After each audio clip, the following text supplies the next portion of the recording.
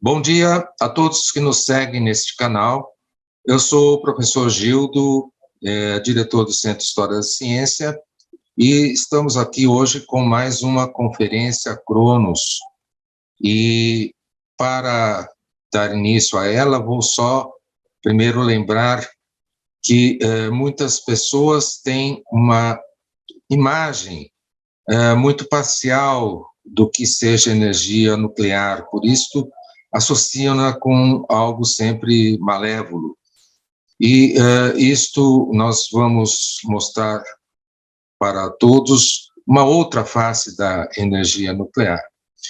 E acho que muitas pessoas conhecem a Escola Superior de Agricultura Luiz de Queiroz, em Piracicaba, mas nem todos sabem que naquele terreno está instalado o SENA, que é o Centro de Energia Nuclear na Agricultura, e este é um dos mais importantes centros de pesquisa, não só do Brasil, mas internacionalmente falando.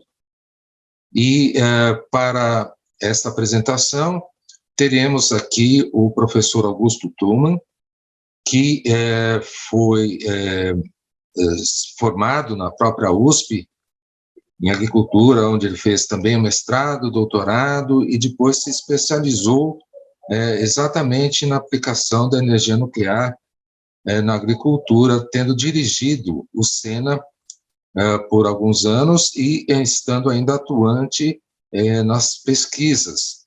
Ele fez muitos trabalhos envolvendo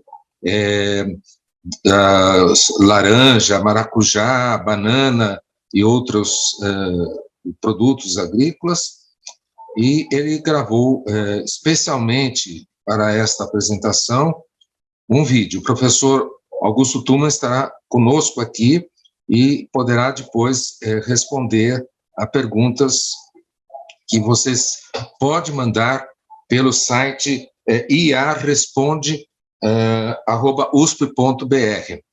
E então nós vamos dar início. Eu queria primeiro agradecer ao apoio do IA, através da Cláudia, do Jorge, e também um agradecimento especial ao professor Diego Rignonho Pachon, que viabilizou esta apresentação para nós.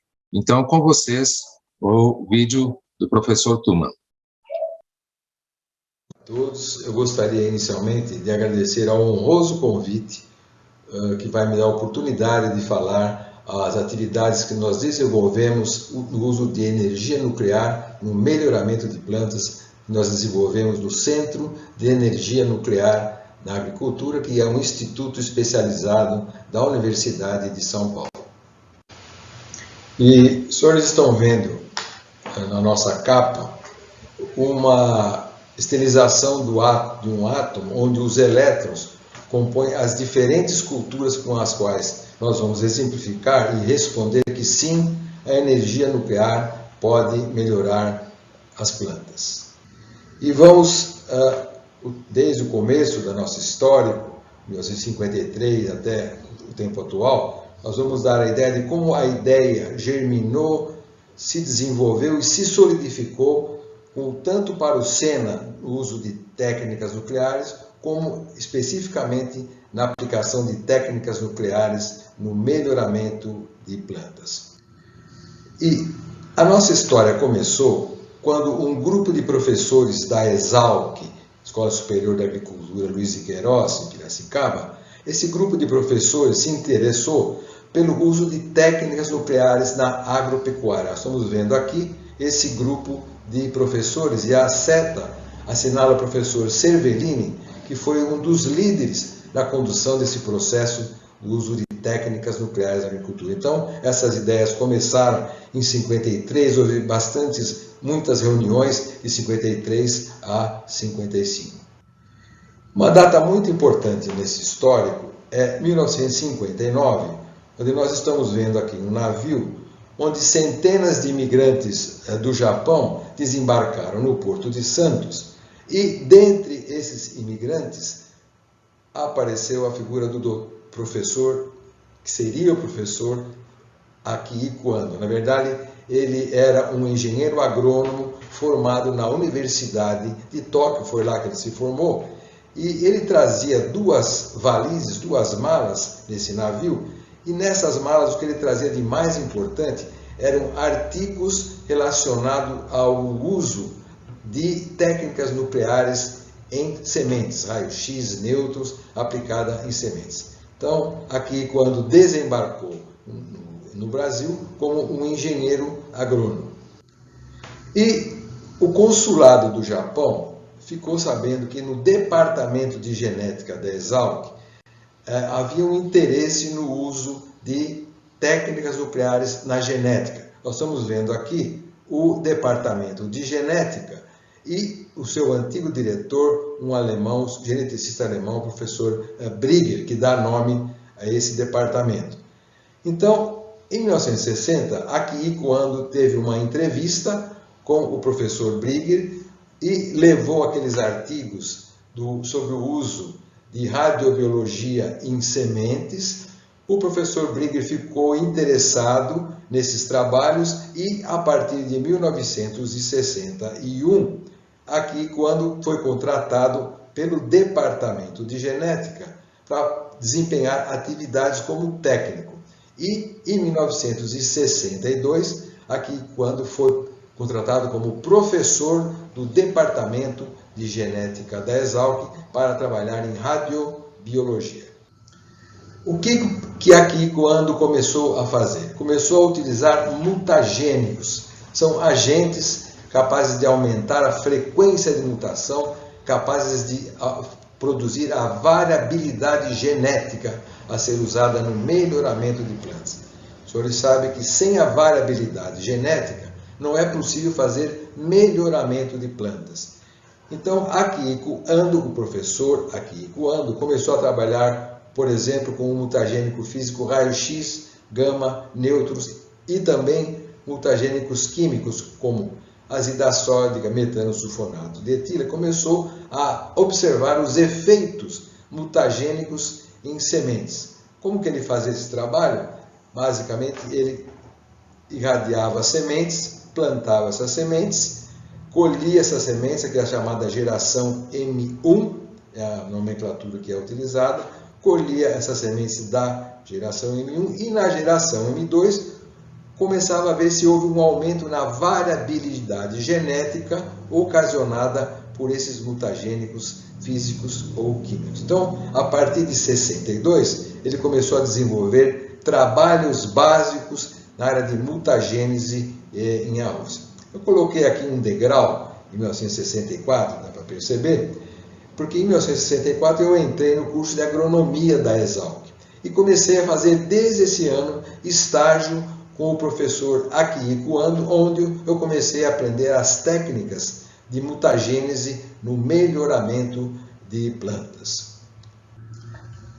Como o professor Akihiko Ando fazia então? Primeiro ele irradiava a semente. Naquela época não existia o Sena, não existia irradiador.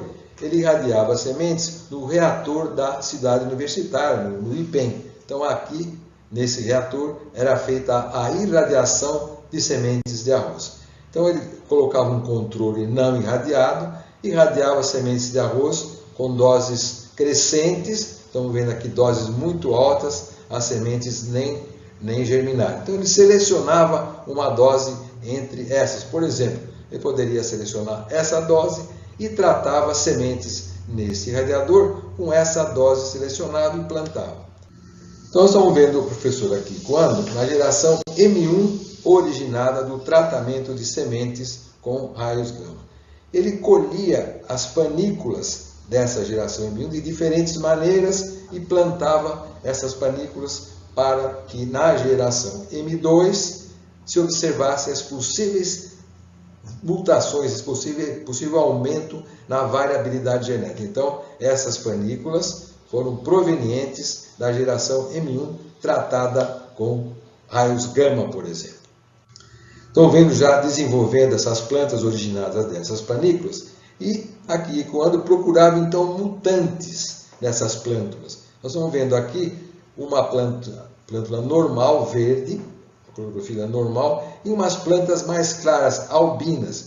Isso então é o efeito do tratamento de raios gamas em sementes. Então houve um aumento na frequência de mutação devido ao tratamento com raios gama ou com outro mutagênico físico. Então, a partir de 1966, aquela semente que nós vimos que começou a germinar, realmente começou a criar raízes e a parte aérea, e aqueles professores, aquele grupo de professores, resolveu que sim, seria interessante a criação de um centro de energia nuclear na agricultura. E esse centro ainda não tinha local próprio, era na própria Exalc que os professores desenvolviam as atividades de técnicas nucleares na agropecuária. Mas já havia a ideia que esse SENA iria funcionar através de várias seções, e uma delas era a seção de radiogenética.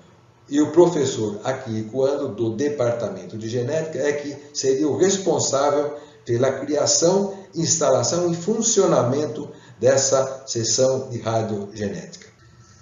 Aqui em 1968, nós já estamos vendo que a Exalc deu uma área para a instalação daquele instituto recém-criado, o SENA.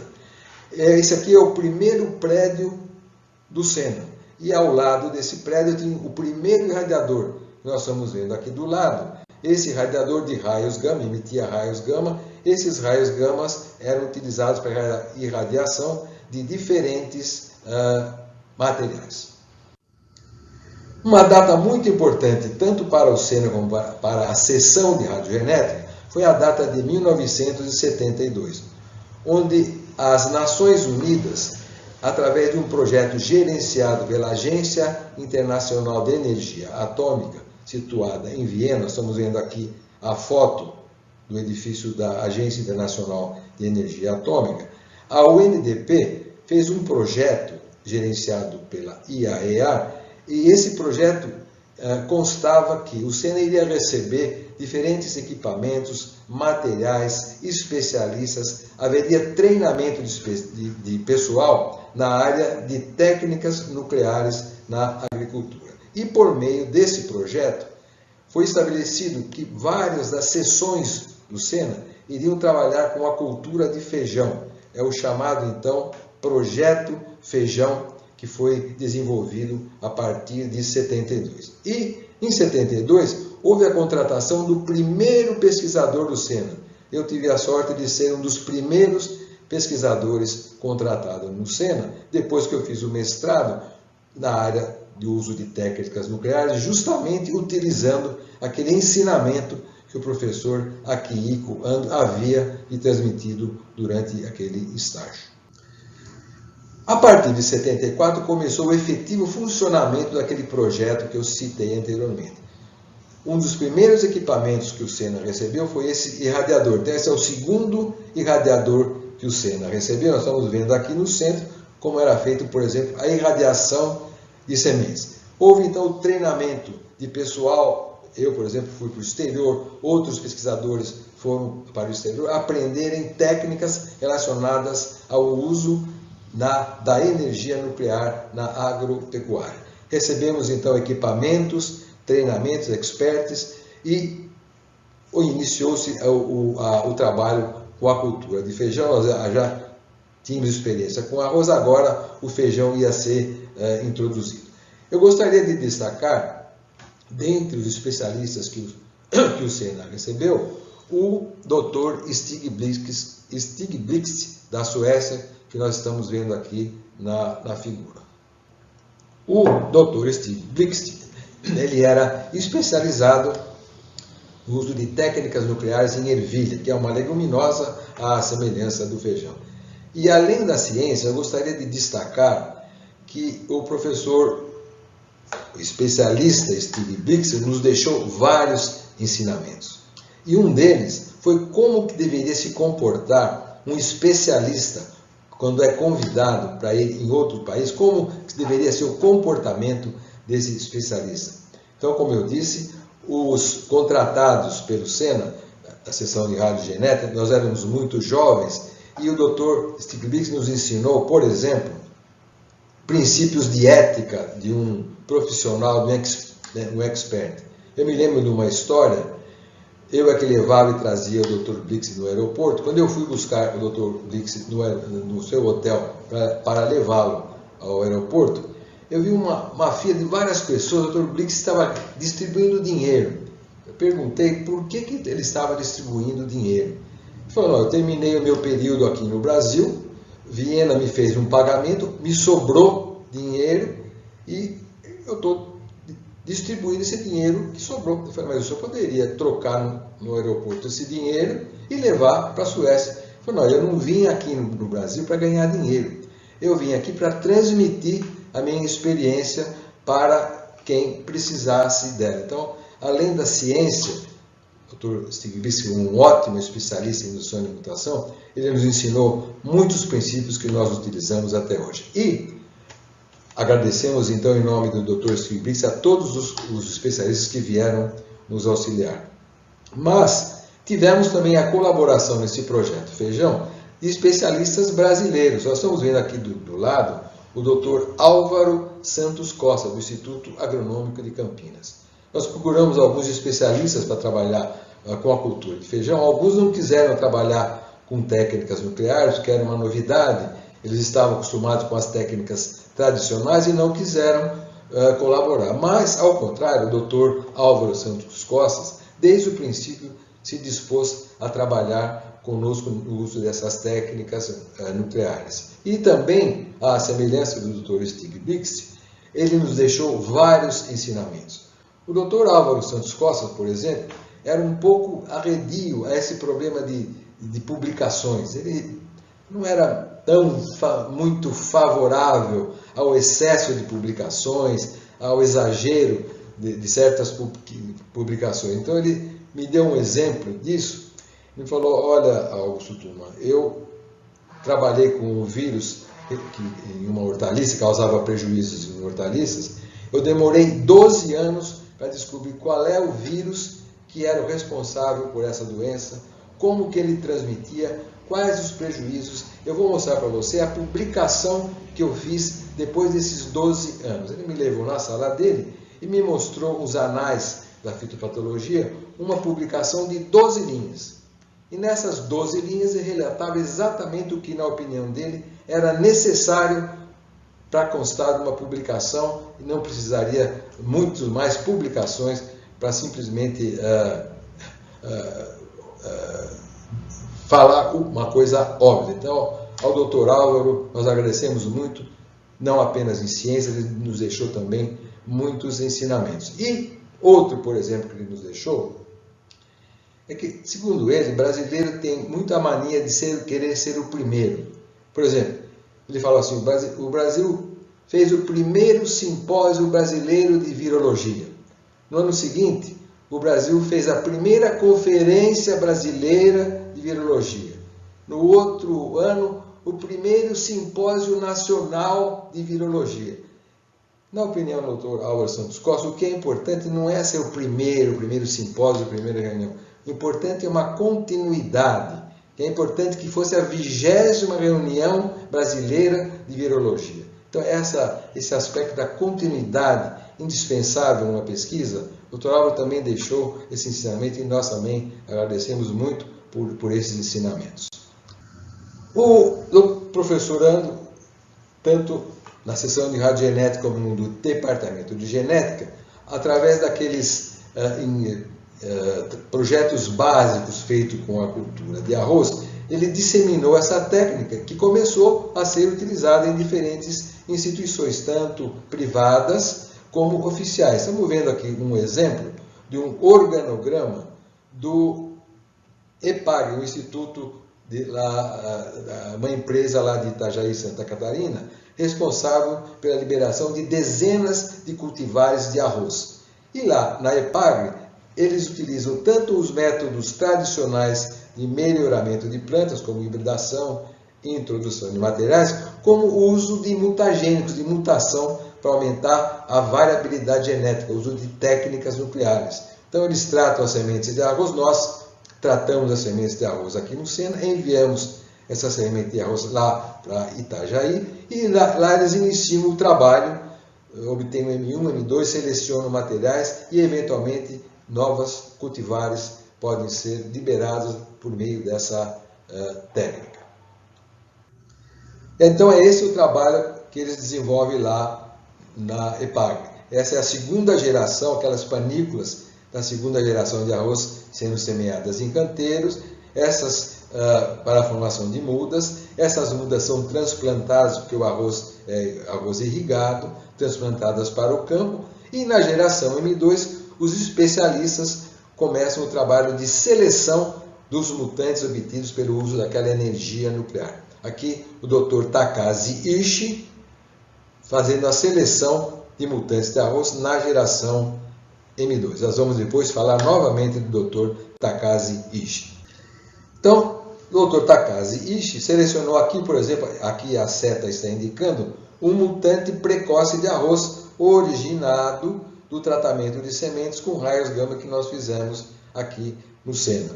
Então, esse é um mutante, uma característica mutada ou melhorada. A precocidade pode ser importante para o melhoramento de arroz por meio de energia nuclear e técnicas nucleares. Um outro exemplo, aqui do lado, é um mutante resistente a herbicida. Esse aqui é o controle, um arroz controle não tratado com irradiação e tratado com o herbicida. Dá para ver o efeito do herbicida, efeito de letalidade. E aqui um mutante, dois mutantes resistentes a herbicida obtidos pelo tratamento de sementes com raio gama. E o interessante, então, é que esses mutantes resistentes a herbicidas são não transgênicos. Então, vale a pena se ressaltar que os materiais obtidos pelo uso de técnicas nucleares não sofrem aquelas restrições que os transgênicos sofrem, tem que fazer muitas análises em campo isolado. Simplesmente, uma vez obtido um material melhor pelo uso dessas técnicas nucleares, eles podem ser liberados sem nenhuma restrição aos agricultores. Como resultado do uso dessas técnicas na cultura de arroz, lá pelo EPAGRE, nós estamos vendo aqui o professor Akiko Ando em frente a um campo de arroz que justamente leva o nome do professor Ando, chama um cultivar de arroz Ando-san. A EPAGRE resolveu homenagear o professor Ando com esse nome, porque foi o primeiro cultivar de arroz obtido pelo uso de técnica nuclear irradiando sementes de arroz com raios gama. Então, em homenagem ao professor Ando, eles resolveram dar o nome a essa cultivar de arroz de Ando-san. Foi muito cultivada lá no estado de Santa Catarina. Essa técnica foi difundida não apenas para o EPAGRE, mas também para outras instituições oficiais. Vamos ver aqui o Dr. Otávio Tisselli, melhorista de arroz do Instituto Agronômico de Campinas. Ele está segurando com essa mão uma planta normal de arroz, altura normal. E aqui um mutante de porte baixo, obtido pelo uso de radiação de sementes com raios gama. Então, o porte baixo no arroz pode ser uma característica melhorada de bastante interesse no melhoramento de arroz. Essa técnica foi disseminada para instituições não oficiais, instituições particulares, privadas. Estamos vendo aqui um exemplo de uma instituição, a Ouriça e Soia, situada lá em Uruguaiana, Rio Grande do Sul. Esse é o campo de melhoramento da Ouriça e Soia. Essa parte do campo é a parte utilizada com métodos tradicionais de melhoramento. E essa parte aqui, eles reservam para o uso de técnicas nucleares, tratamento de sementes com raios gama. Aqui eles fazem as seleções de mutantes de arroz obtidos pelo tratamento de sementes que nós enviamos lá para Uruguaiana. Como exemplo, nós estamos vendo aqui uma variedade original da Ouriça e Soia, e aqui um mutante de porte baixo altamente produtivo que eles estão colocando em ensaio de produção. Essa é uma foto recente de 2018. Eles estão realizando ensaios de produção com esse mutante que tem mostrado uma alta produtividade. Nós falamos do projeto feijão, vamos dar alguns exemplos. Esse aqui é uma variedade de feijão chamado Costa Rica, muito boa, resistente a doenças. Entretanto, aqui no estado de São Paulo, as sementes de cor escura, de cor preta, elas somente são utilizadas naquele prato tradicional, na feijoada. Em geral, o consumidor do estado de São Paulo prefere outras colorações. Então, por meio de irradiação de sementes com raios gama dessa cultivar Costa Rica, nós obtivemos sementes com essa coloração e essa semente manteve as boas características da variedade Costa Rica original. Um outro exemplo em feijão, agora eu citei o Dr. Álvaro Santos Costa, em trabalho que nós desenvolvemos em colaboração com o Dr. Álvaro Santos Costa, havia uma doença muito importante de feijão chamada vírus do mosaico dourado. O Dr. Álvaro, nós tratamos sementes com raios gama e mutagênico químico. O Dr. Álvaro conseguiu selecionar um mutante, dessa vez originada não com raios gama, mas com mutagênico físico, um mutagênico químico, um material mais resistente ao vírus do mosaico dourado. Nós introduzimos esse material mais resistente em cruzamentos e obtivemos muitos bons resultados, como nós vamos ver na próxima transparência. Então foi obtido, em trabalho feito lá com o Instituto Agronômico do Paraná, em Londrina, a cultivar Iapar 57, altamente resistente ao mosaico dourado. Estamos vendo aqui à direita, no campo, a ausência de sintomas, e aqui a variedade original suscetível ao vírus do mosaico dourado. Então, uma ampliação da variabilidade genética, nesse caso originada do tratamento de sementes com mutagênico químico. Ainda em feijão, esse aqui é o cultivar muito consumido no Brasil, estado de São Paulo, chamado cultivar carioca. Ele tem um hábito indeterminado, dá para ver como ele termina com essa gavinha, e nós obtivemos, por meio da irradiação de sementes, um mutante de hábito determinado mais precoce. Dá para comparar a precocidade, clivagens verdes, clivagens já prontas para o ponto de colheita, um mutante de hábito determinado e mais precoce, que nós denominamos de CAP 1070. Esse material foi testado no campo por uma companhia particular lá em Ponta Grossa, a FT Pesquisa e Sementes. E esse material se mostrou muito interessante e ele foi multiplicado. Esse é um campo de multiplicação do mutante. Ele foi multiplicado e cultivado por agricultores lá do Paraná. Ainda em feijão, um outro exemplo, essa cultivar curió, ela foi obtida por meio do cruzamento com aquele mutante que eu falei anteriormente, o CAP 1070, que era um mutante de hábito determinado e precoce. Então, o Instituto Agronômico do Paraná introduziu esse mutante em cruzamentos e obteve a variedade chamada curió, variedade precoce, sendo que a precocidade foi originada daquele mutante que nós obtivemos chamado CAP 1070. E o que eu gostaria de destacar é que quem fez esse melhoramento foi a doutora Vânia Cirino Moda, pesquisadora melhorista de feijão lá do Iapar. E a doutora Vânia Cirino Moda fez a sua iniciação científica aqui na seção de radiogenética, em 1976, com bolsa do CNPq. Então, é um benefício originado do programa de indução de mutação, do uso de técnicas nucleares, a formação de pessoal, como é o exemplo com a doutora Vânia Cirino Moda. Bom, continuando a nossa história, falando um pouquinho do SENA, o desenvolvimento do SENA e da seção de radiogenética, evidentemente, foram bastante paralelos. Nós estamos vendo aqui uma homenagem feita ao primeiro diretor do SENA, o professor Cervellini, sendo muito justamente homenageado pelos pesquisadores do SENA.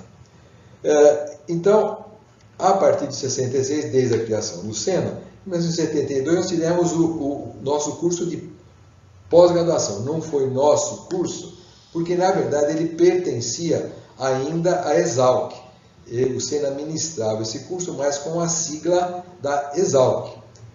Em 1977, houve uma data que eu considero de muita importância para o SENA. Nós estamos vendo aqui então que eu simbolizei criando raízes e já a planta se fortalecendo, porque houve a efetiva incorporação do SENA à USP. Então foi bastante importante essa data porque começava a incorporação, a contratação de maior número de profissionais, mas essa época e até outra data, os profissionais eram contratados como técnico. Então eu, por exemplo, fui contratado como engenheiro agrônomo, o outro como engenheiro químico, o outro como biólogo. Então nós não éramos professores da Universidade de São Paulo, até uma certa data. Em 1988, o Sena passou a ser Instituto Especializado da USP. Em 1990, o Sena, aquele curso de pós-graduação, passou a pertencer ao próprio Sena. Então a sigla já era do Sena. Então nós ministrávamos disciplina já com a sigla do Sena. Em 1996, a nossa figura então já se enraizou, já frutificou, começou a dar frutos. O Sena efetivamente começou a realizar concursos na carreira docente. Então todos aqueles que eram técnicos de engenheiro agrônomo passaram a ser professores da USP. Isso trouxe muita importância para o Sena, porque nós, durante esse caminho todo, nós perdemos alguns excelentes profissionais, porque não viam futuro numa possível carreira, e esse futuro começou a existir a partir da existência dos concursos na carreira docente do Sena. Até 74, como eu disse, nós trabalhamos com culturas de arroz e feijão. A partir de 77, foi introduzido o trabalho do uso de técnicas nucleares no melhoramento do trigo. Nós estamos vendo aqui o Dr. Camargo, que era melhorista lá do Instituto Agronômico de Campinas, que trabalhava com trigo. Nós propusemos um trabalho em colaboração, Dr. Camargo, e ele, ao contrário de outros, o Dr. Camargo nunca havia utilizado técnica nuclear no melhoramento de trigo. O Dr. Camargo falou, é uma técnica que eu nunca usei no meu programa, mas eu gostaria de ver como que ela vai funcionar. Então ele se mostrou aberto à utilização dessa técnica e vamos ver nos próximos slides alguns exemplos dos benefícios que essa técnica gerou para o programa de melhoramento de trigo do IAC. Então, por exemplo, Dr. Camargo, nós tratamos sementes com raios gama e a geração M2, Dr. Camargo semeou num trigo que tinha alto teor de alumínio. Então o trigo não se comporta bem, não cresce bem em teor que tem alto teor de alumínio. Nós estamos vendo aqui uma planta indicada por essa seta que cresceu, que se desenvolveu, um possível mutante resistente ao alto alumínio de teor do solo obtido por energia nuclear. Esse mutante foi multiplicado e introduzido em ensaios de produção. Estamos vendo aqui o mutante no centro, ladeado por materiais suscetíveis. Então, a alta produtividade desse material em comparação com a baixa produtividade desse material suscetível, material resistente e material suscetível. Então, essa foi um dos resultados da pesquisa feita com trigo. Até 77, eu dei exemplos de uso de energia nuclear no melhoramento de plantas propagadas por sementes. A partir de 1978, nós começamos a introduzir no programa da seção de radiogenética o uso de técnica nuclear no melhoramento de plantas propagadas vegetativamente, como é o caso da figueira. Então nós estamos vendo aqui a irradiação com raios gama feita aqui no Sena por um trabalho desenvolvido junto com a Unesp, lá de Ilha Solteira, agronomia da Unesp de Ilha Solteira. Então essas estacas foram irradiadas, nós irradiamos essas estacas e as gemas axilares se desenvolveram, como esse é o caso, ou não, de acordo com a dose utilizada, e essas plantas foram utilizadas para trabalhos de seleção de mutantes, com uma metodologia completamente distinta daquelas que nós vimos até agora, que era o caso de sementes. Qual é uma das metodologias? Então nós tratamos estacas que tinham gemas, borbulhas, gemas ou borbulhas. Esse material foi plantado emitindo um ramo chamado de V1M1. Nós fizemos uma poda aqui nesse ramo e essa gema deu origem a um ramo chamado V2M1, que foi podada, dando origem ao V3M1 e assim por diante. Então, a chamada técnica das podas repetidas em materiais tratados com a energia nuclear. Essa seria a situação da figueira, depois dessas podas que nós fizemos antes da seleção de plantas. E esses ramos podados deram origem a plantas, e nessas plantas nós começamos a seleção em busca da variabilidade genética induzida pela energia nuclear. Esse é o figo roxo de Valinhos, que nós conhecemos, e aqui um exemplo de um mutante que nós obtivemos com um fruto mais longo do que o normal. E também outro mutante, o pedúnculo maior do que o normal. Então, são exemplos de mutantes de melhoramento que se pode fazer em plantas de propagação vegetativa. Um outro exemplo em planta de propagação vegetativa, agora com os citros. Nós irradiamos ramos de citros com borbulhas. Essas borbulhas irradiadas aqui no Sena com raios gama foram enxertadas, é o método normal que se faz com os citros, e nós aplicamos nessas plantas aquela chamada poda repetida, a técnica das podas repetidas. E obtivemos plantas, essas plantas no campo, que foram então objeto de seleção. Então esse é o exemplo de uma das 15.000 plantas que nós obtivemos lá em Presidente Prudente, em trabalho realizado junto com o Instituto Biológico e Instituto Agronômico de Campinas. Essas plantas, então, foram objeto da seleção em busca da variabilidade genética para o melhoramento por meio de técnica nuclear. Nós estamos vendo aqui em cima um fruto típico da laranja pera. Tem várias sementes, 5, 6, 7 sementes em média por fruto. E aqui um mutante sem sementes que nós obtivemos, e esse material, esse mutante, foi liberado para os agricultores. O Instituto Agronômico de Campinas liberou comercialmente em 2014 para o cultivo dos fruticultores. Ainda em propagação vegetativa, um exemplo em maçã. Essa aqui é a maçã Fuji original, material muito interessante, só que a coloração dessa maçã não é a ideal. Os consumidores não gostam de maçã com essa coloração muito pálida. Eles preferem colorações mais fortes.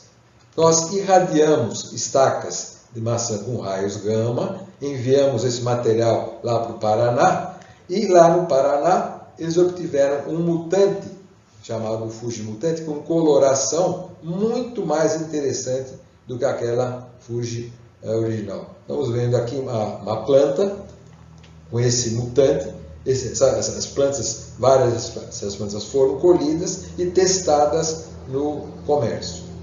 Estão vendo aqui uma caixa com aquele mutante com coloração muito interessante, e esse material foi obtido lá no IAPAR, Instituto Agronômico do Paraná, em Londrina, pelo pesquisador Dr. Roberto Auage. E gostaríamos também de destacar que em 1975 o Dr. Auage ele foi um dos primeiros estagiários de iniciação científica na nossa seção de radiogenética aqui no Sena. E, segundo ele começou a se dedicar ao melhoramento de plantas a partir de quando ele se formou em agronomia aqui na Exalc. Ele se interessou por melhoramento de plantas graças a esse estágio que ele fez na seção de radiogenética. Então, nós vamos agora falar da pimenta do reino. Aqui temos o professor André com um pouco mais de idade. Ele completou 90 anos há 2 semanas atrás. O doutor André desenvolveu um trabalho muito interessante com pimenta do reino, uma planta de propagação vegetativa. E essa é a equipe de pesquisadores, trabalho feito em colaboração lá com o INPA, lá no Pará, e com outros pesquisadores de institutos do Japão. E a pimenta do reino tem um problema, uma doença de solo. Nós estamos vendo aqui os problemas que essa doença causa, uma fusariose, e por meio da irradiação de estacas de pimenta do reino com raios gama, foi possível a obtenção de um mutante resistente, plantado em condições comerciais, lá em Baião, exatamente no Pará. Outro exemplo de sucesso de técnicas nucleares no melhoramento de plantas. Bom, uma outra data de importância na nossa história, no nosso histórico, 1983. Nós estávamos usando um laboratório de cultura de tecidos aqui do Sena, que se mostrou muito acanhado, muito pequeno para as nossas necessidades. Então, em 1983, nós construímos um laboratório de cultura de tecidos, que já era, então, da seção de radiogenética. E esse laboratório foi construído por meio de auxílios de empresas privadas, da Universidade de São Paulo e da Agência Internacional de Energia Atômica. Vamos dar exemplos, então, do uso da cultura de tecidos associado a técnicas nucleares. Na cultura de bananas, uma banana no campo, eram retirados os perfilhos, esses perfilhos levados ao laboratório, descascados, vamos dizer assim, até que se chega ao ápice caulinar. Esse ápice caulinar pode ser irradiado no nosso irradiador. Estamos vendo aqui o resultado da irradiação, doses crescentes de raios gama. Esse aqui é um controle, esse aqui doses crescentes de raios gama. Doses essas muito elevadas, por exemplo, se pode escolher para a continuação do trabalho essa dose. Então, ápices caulinares podem ser irradiados com essa dose e utilizado a cultura de tecido. Então, nós estamos vendo aqui um meio gelatinoso que tem vários produtos para o crescimento de plantas. Dentre os produtos que esse meio gelatinoso tem, nós adicionamos sal. A banana não se desenvolve bem em solos salinos. Então, esse meio, essa cultura de tecidos, está simulando um terreno que tem alta salinidade. E nós estamos selecionando materiais avançados, aquela geração V3, V4 que eu falei anteriormente, só que obtidos não através das podas repetidas, mas através da cultura de tecidos, de várias repicagens para avanço de gerações. Então, esses materiais são susceptíveis ao teor de sal e esse possivelmente um mutante resistente. Ele é retirado das condições de tecido, de cultura de tecido, e testado em solução hidropônica com sal. Esse é o controle da banana, altamente suscetível a condições salinas. E esse é um mutante resistente, obtido então um melhoramento feito para condições de solo que tem alta salinidade, usando a energia nuclear. Em 1993, nós começamos a trabalhar com ornamentais. É uma história interessante, porque floricultores lá da Olambra, cidade perto aqui de São Paulo, perto de Piracicaba, floricultores da Olambra nos procuraram, porque lá na Holanda existem muitos trabalhos feitos com o uso de técnicas nucleares no melhoramento de ornamentais. Como os senhores sabem, as ornamentais são de importância econômica muito grande lá na Holanda.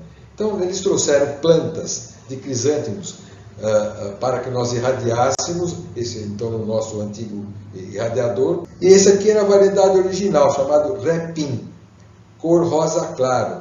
É uma boa variedade, se conservava, os ramalhetes se conservavam por bastante tempo depois de colhidos.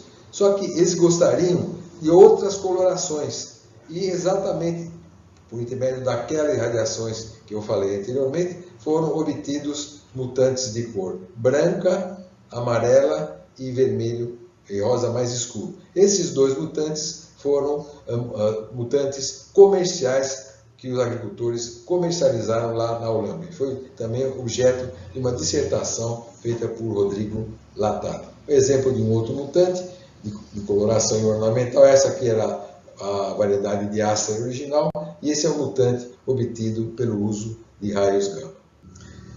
Em 98 houve uma transformação interessante no Sena. Tudo que era chamado seção passou a se chamar laboratório. Então, nós éramos seção de radiogenética, passamos a ser chamados de laboratório de melhoramento de plantas. E, numa justa homenagem ao professor Akiko Ando, esse laboratório passou a ser chamado professor Dr. Akiko Ando.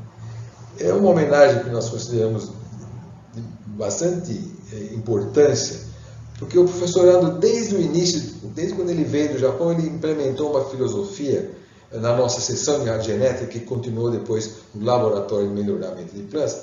E a filosofia que ele implementou é a seguinte: ele conta a história de um homem que estava no deserto, estava morrendo de sede. E ele caminhou até que ele encontrasse um poço muito bem feito, cheio de água pura. Ele bebeu aquela água e sobreviveu. Então a primeira coisa que esse homem fez foi agradecer a quem fez o poço. E essa é a filosofia que o doutorando implementou na nossa sessão de Laboratório de Melhoramento de Plantas.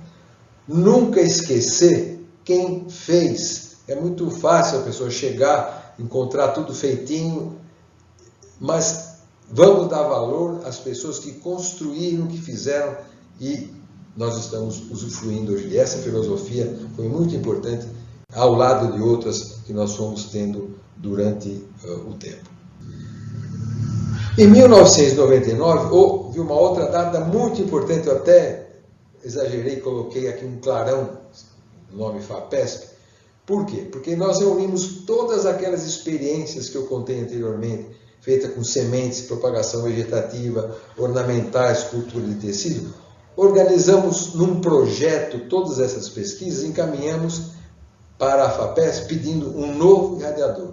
Porque aquele nosso radiador que nós mostramos até agora, a atividade diminui muito com o passar do tempo, vai perdendo de 4, 5 anos, vai perdendo metade de sua atividade, e ele já estava com baixa atividade. Então era difícil a gente fazer trabalhos usando esse radiador. Então, por meio desse projeto, feito em 99, a FAPESP aprovou esse projeto, que envolveu milhares de dólares, e obtivemos esse novo irradiador. É aqui que é colocado o material para ser irradiado na câmara de radiação, que ela abaixa automaticamente e é submetido à ação de raios gama, por meio de um controle de tempo, mecanismo de relógio.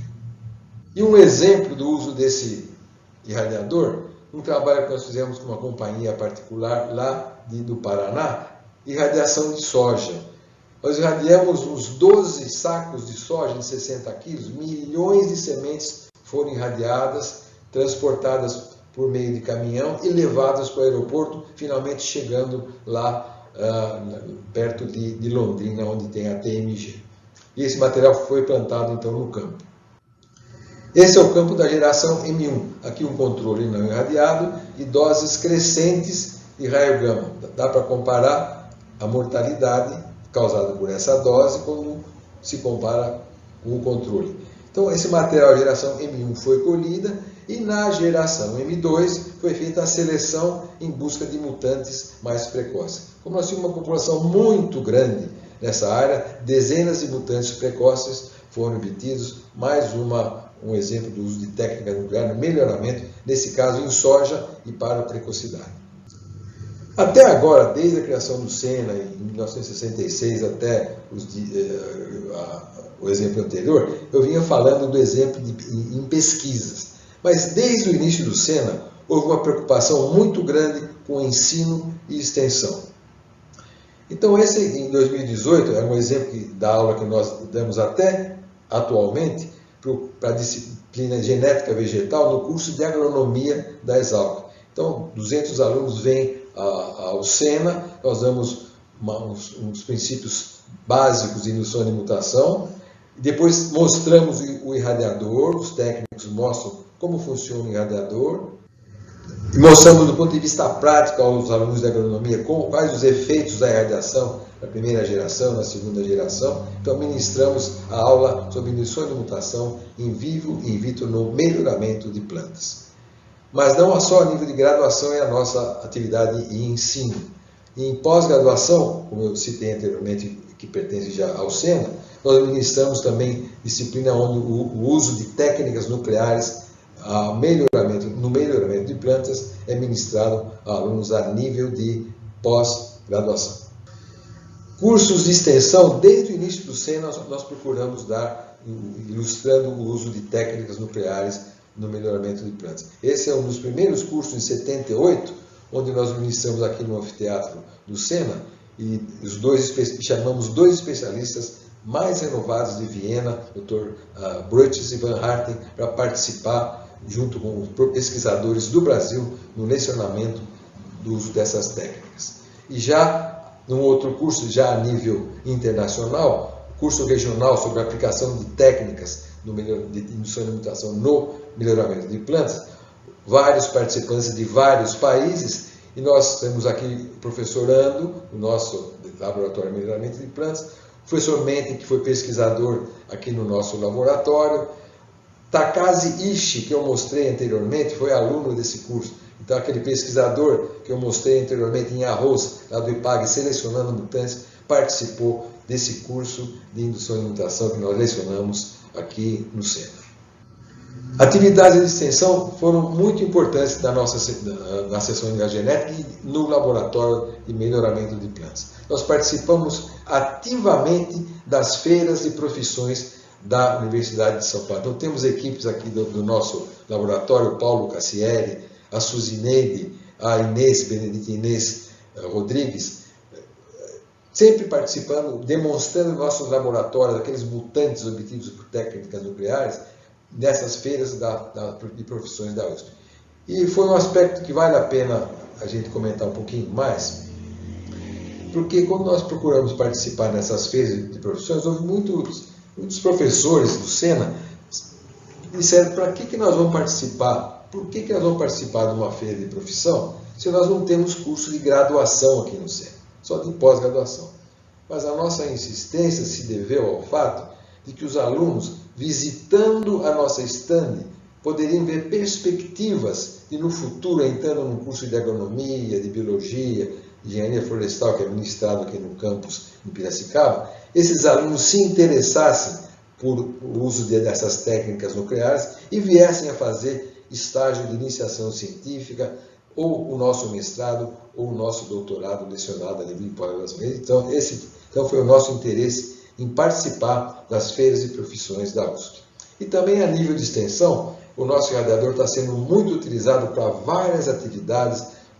A Unicamp, por exemplo, utiliza muito o nosso radiador para radiação de materiais odontológicos. Pesquisadores da Embrapa, como nós estamos vendo aqui, têm trazido materiais para irradiação, no caso, estacas de sírio. Então, ele tem sido muito usado em serviço de extensão.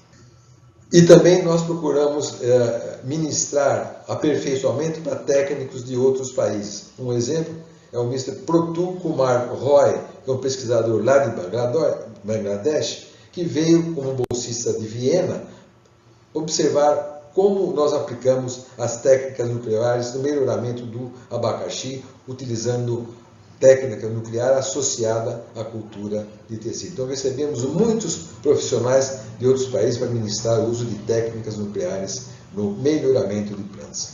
E uma atividade de extensão também de bastante importância que nós consideramos é que nós ministramos palestras aos nossos colaboradores de indústrias privadas, de companhias privadas. Então, nós preferimos ir nessas companhias. Nós vamos trabalhar, por exemplo, com ornamental. Nós fomos lá na Olambra, ministramos aulas ao pessoal que vai trabalhar usando indução de mutação em cultura de tecido, qual o cuidado que eles devem ter, qual o tempo que vai ser necessário para eles começarem a ver aqueles mutantes. Essas palestras em vivo, no próprio local, nós consideramos de bastante importância.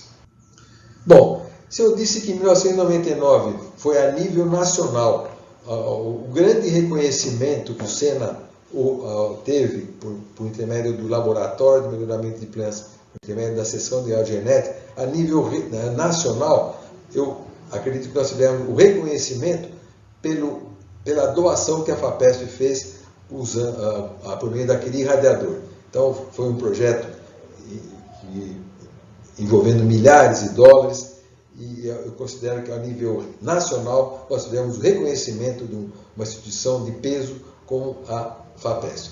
A nível internacional, eu creio que o nosso reconhecimento se deu em 2014, quando nós recebemos lá da Agência Internacional de Energia Atômica, que começou a auxiliar nossas atividades, como eu disse lá atrás, em 1972, ela reconheceu a utilidade das técnicas nucleares que nós aplicamos em colaboração com diversos programas de melhoramento aqui no Brasil. E para finalizar, em 2021, nós editamos, eu e o professor Ando editamos um livro sobre o uso de indução de mutação em vivo e in vitro no melhoramento de plantas. Então, nós reunimos todas as experiências. Nós trabalhamos com 17 culturas aqui, nós exemplificamos apenas em 6 ou 7. trabalhamos com 17 culturas usando as técnicas nucleares, nós ministramos dezenas de cursos de graduação, de pós-graduação, fizemos o treinamento a nível de iniciação científica, mestrado e doutorado de centenas de estudantes, participamos em dezenas de reuniões, tanto nacionais como nacionais, e todas essas informações foram compiladas nesse livro. Eu agradeço novamente aos organizadores dessa conferência e me disponho a perguntas, dúvidas que possam esclarecer o assunto. Obrigado. Muito obrigado, professor Augusto Thumann. Essa é uma história extraordinária que nos orgulha muito sendo da USP e que está no nosso cotidiano, já que estamos nos beneficiando o tempo todo dessas pesquisas. E temos agora aqui algumas perguntas. A primeira pergunta é: qual seria a proporção de uso de ferramentas de energia nuclear aplicadas em programas de melhoramentos atuais, comparado com estratégias baseadas em biologia molecular? A primeira parte da pergunta tem uma segunda parte, mas acho que seria bom já responder essa primeira.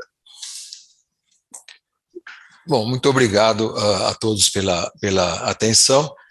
Eu só gostaria de dizer um instantinho antes de responder a pergunta, porque às vezes a gente dá uma palestra, pode esquecer alguns detalhes, e eu gostaria de dizer que eu procurei fazer uma síntese, um resumo resumido mesmo da história do Sena.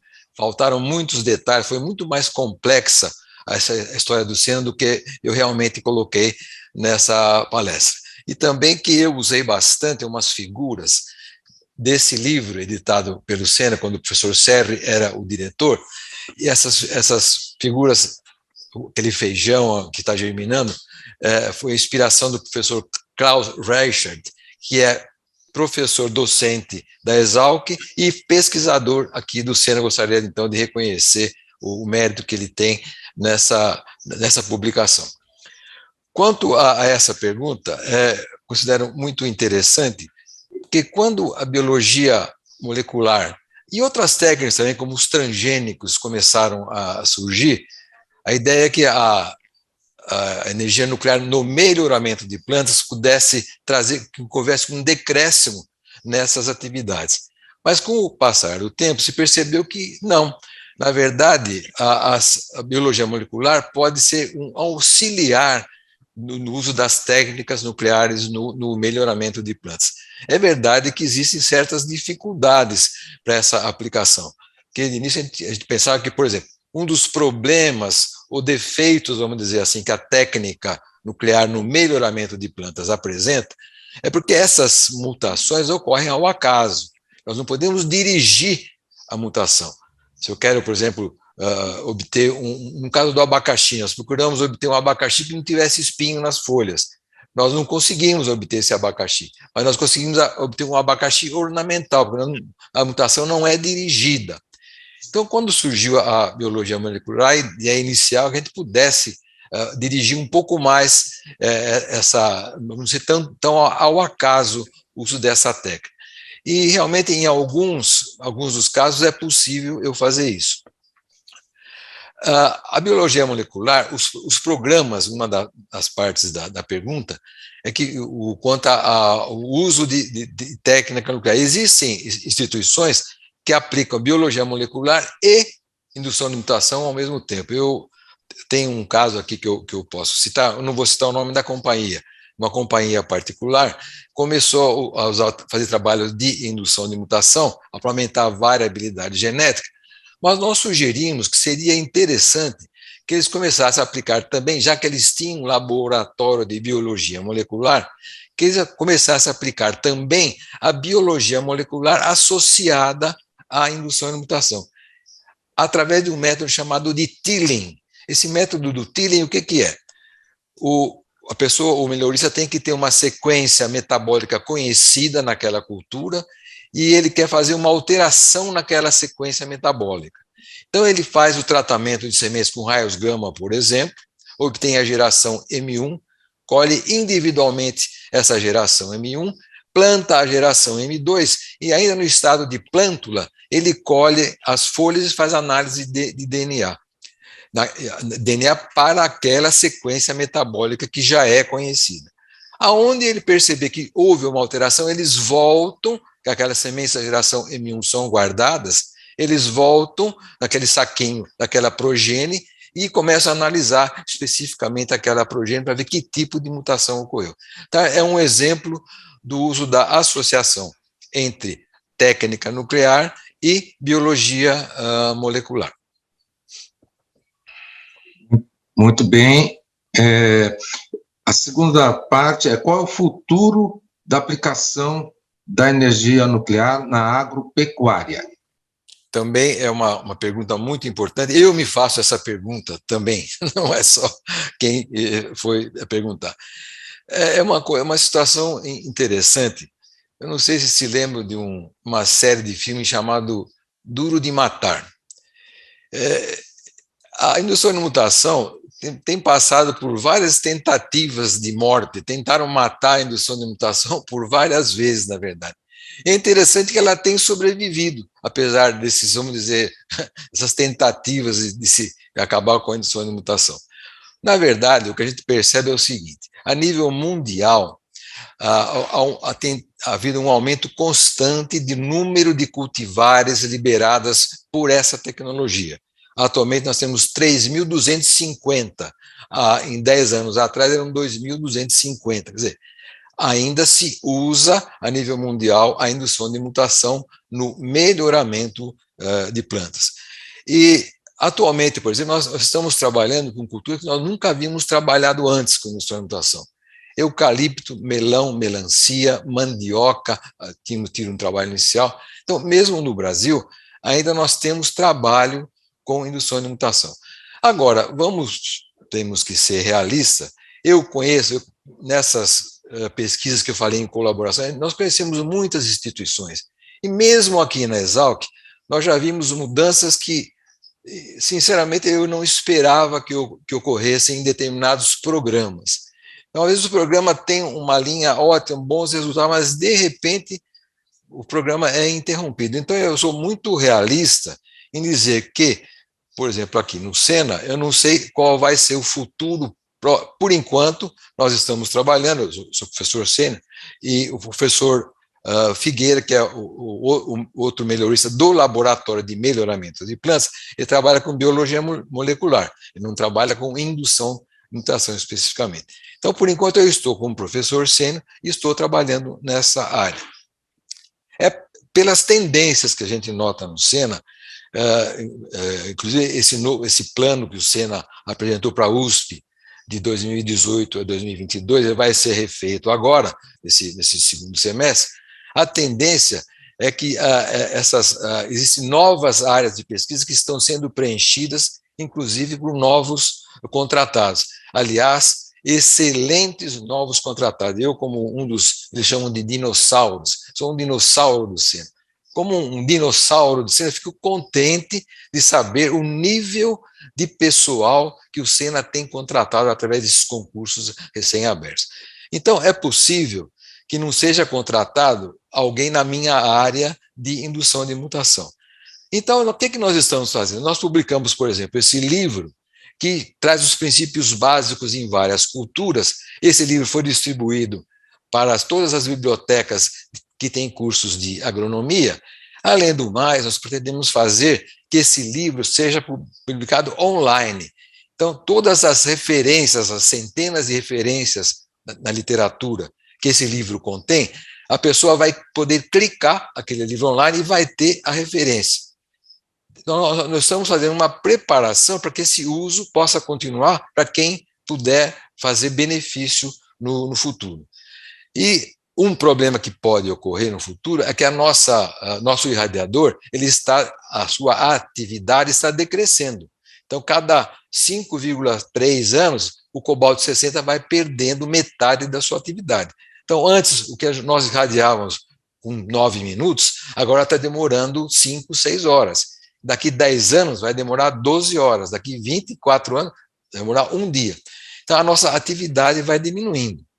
Mas nós temos atualmente temos 2 técnicos que fazem radiação, um deles talvez possa se aposentar brevemente, mas o outro técnico, o Felipe, é mais moço, ele vai poder continuar a fazer radiação por bastante tempo, isso não vai haver problema. Então, no futuro, se não tiver alguém especializado nesta área, mas vão existir informações suficientes para que o melhorista que queira usar essa técnica possa enviar sementes para o Sena, e num curso online, nós também estamos já programando para fazer a partir desse ano, estou tentando a minha renovação como professor sênior por mais 2 anos, e a nossa ideia é fazer um curso prático online de indução de mutação, onde nós vamos fazer cultura por cultura, qual é a metodologia a ser seguida, quais os princípios básicos.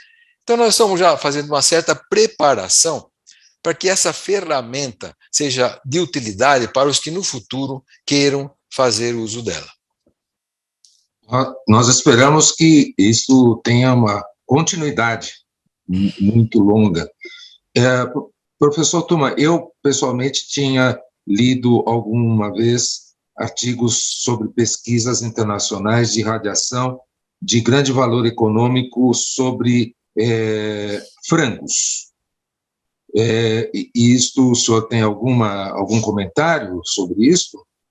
Sim, essa é uma área que o Sena também tem se dedicado na conservação. Talvez o senhor tenha querido se referir ao fato de que se pode fazer a irradiação de alimentos para conservação de alimentos.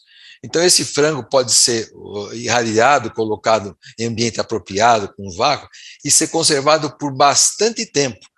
E dessa maneira ele servir como alimento um certo tempo depois. Então, nós temos a conservação de alimentos por meio da técnica de radiação. Nós temos aqui um laboratório que faz esse tipo de trabalho. Na verdade, essa atividade teria sido muito mais incrementada se não tivesse havido um problema com um irradiador que o Sena encomendou por meio da FAPESP e conseguiu a aprovação desse irradiador semi-comercial. Esse radiador semi-comercial iria permitir, por exemplo, que grandes quantidades de alimentos passassem numa esteira por esse radiador e sofressem a radiação e fossem assim conservados. Mas houve um mau entendimento eu não vou citar o nome, de algumas pessoas que viram aquilo como se fosse uma coisa perigosa, um irradiador desse fosse perigoso para a comunidade de Piracicaba. Devo dizer que esse radiador já existe comercialmente no Brasil, aqui pertinho em Jaguariúna, por exemplo, e tem feito a irradiação de vários tipos de materiais. Eu tive um certo problema, eu era diretor do Sena nessa época, quando uma determinada procuradora me chamou lá para explicar o que era aquela irradiação, o que seria aquele radiador semi-comercial que nós iríamos ter aqui no Sena. Ela estava com medo, porque houve uma denúncia desse radiador, ela estava com medo desse radiador. Então eu dei um exemplo para ela, que ela não precisaria ter medo desse radiador. Eu falei, a senhora já deve ter tomado injeção. Se a senhora tomou alguma injeção, as seringas utilizadas para essa injeção foram irradiadas nesse radiador que nós temos aqui pertinho de Piracicaba. Então, a seringa sofre uma irradiação, porque a irradiação faz uma esterilização do material. Então, o material não fica radioativo depois que ele sofre uma radiação com raios gama. Então, raios gama podem ser utilizados para conservação de alimentos, como o senhor bem lembra no caso do frango, com a conservação de grãos e esterilização de materiais. Nós estamos usando o nosso irradiador, como eu falei no caso da odontologia, tem mandado muitos materiais odontológicos para usar em suas pesquisas. Infelizmente, nosso irradiador já está com atividade muito baixa. Então, as doses que eles precisam é muito alta. Precisa demorar, às vezes, 10, 15 dias no irradiador para obter uma dose de esterilização de um material odontológico. Por isso, nós estamos até limitando um pouco esse tipo de radiação, que teria sido possível com aquele irradiador semi-comercial que, infelizmente, não foi ainda instalado. Eu tive uma conversa com o professor Diego antes da conferência, ele me disse que a doutora Tsai, que foi diretora do Cine, agora vice-diretora, esteve numa reunião há pouco tempo lá em Brasília, e parece que ainda esse irradiador tem um final feliz a sua história, porque nós já temos o local para ele ser instalado e já está até uma verba comprometida com esse irradiador. Quem sabe ele possa ser liberado para atender, por exemplo, esse tipo de pesquisa que o senhor falou, de conservação de alimentos de frango por irradiação. Certamente há muitas perdas econômicas significativas pelo não uso dessa energia nuclear na conservação. Me lembro também de notícias de irradiação de morangos para maior durabilidade, e nós, como consumidores, muitas vezes compramos caixinhas de morango já bem mofadas, não é? E então, há muitas perdas, e do ponto de vista do consumidor, o senhor deu essa informação importante, que eu acredito que uma parte da nossa população, pelo menos, tem esse medo de comer comida irradiada e ficar, então, nuclear, nesse mau sentido, né? Bom, acredito que, então, poderemos encerrar agora. Agradeço bastante ao professor Augusto Thumann por essa esclarecedora apresentação, fazendo votos de que essa atividade continue e frutifique cada vez mais. E assim que houver a edição pelo apoio do IA, esta conferência estará disponível no YouTube e poderá, então, ser vista por muitas outras pessoas. Então, novamente, nossos agradecimentos, professor Augusto. Eu que tenho que agradecer ao senhor e toda a equipe que foi responsável, professor Diego, que me fez o convite original, e todos os que apoiaram essa apresentação. Muito obrigado. Obrigado e um bom dia a todos.